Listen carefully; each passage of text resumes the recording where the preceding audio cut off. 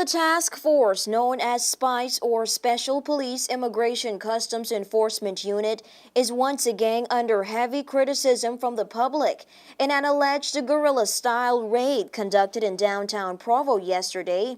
A prominent businessman says he has had enough of the abuse of power and has written to the governor, Gordon Wetherell. Hayden Boyce, owner and publisher of the Sun newspaper, was so dismayed at the disrespect shown to his work permit holding employees and other individuals in the downtown business area, he decided to make the matter public. In a copy of the letter sent to the governor, Director of Immigration Alonzo Malcolm, Human Rights Commissioner Doreen Quelch-Stubbs, and others, Boyce called the actions of the SPICE officers disrespectful, unprofessional, and ridiculous and said he demands an apology. Boyce said, quote, "There is general feeling that expatriates are subjected to undue and unnecessary pressure and harassment from some immigration and SPICE officials.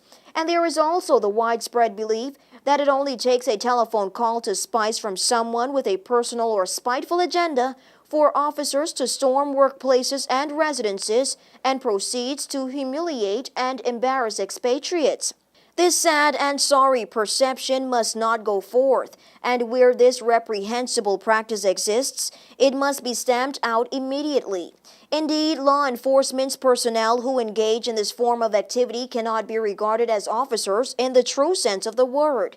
It is then that they are led to be classified as rogues and lose all entitlement to honor and respect." End quote. Boyce, who is also the husband of former Five Keys MP Lillian Boyce, was especially critical of Officer Sergeant Nigel Gills of the Royal Turks and Caicos Police Force and Officer Sherry Clare, whose attitude towards his work permit holding employees left a lot to be desired in his opinion. He reiterated in his letter that his office manager told the officers at the time that Boyce was on the phone and could produce a copy of the employees' valid work permits, to which the officers refused to acknowledge. The letter to the governor continued, "No one is above the law, but in circumstances where genuine, serious, and urgent efforts were being made to satisfy SPICE officials that the employee was a legal work permit holder, there was absolutely no need for law enforcement personnel to behave in such a high-handed,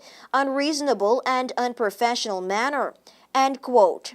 Boyce told News 4 that he has already spoken to the Director of Immigration Alonzo Malcolm and Assistant Commissioner of Police Rodney Adams, who both expressed regret over the incident, but is taking it further as he believes that this type of harassment will ultimately affect the image of the TCI. Boyce went on to say, quote, "I appreciate that SPICE has its job to do, and as a newspaper we have always enjoyed an extremely cordial, cooperative, and amicable working relationship with SPICE and the various agencies that constitute this unit.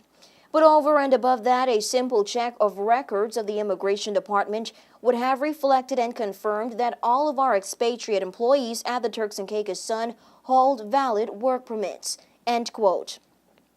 Human Rights Commissioner Doreen Quelch-Stubbs said that she has received the report and investigations are ongoing. She stated that she has already sent an email to Deputy Commissioner of Police Hubert Hughes.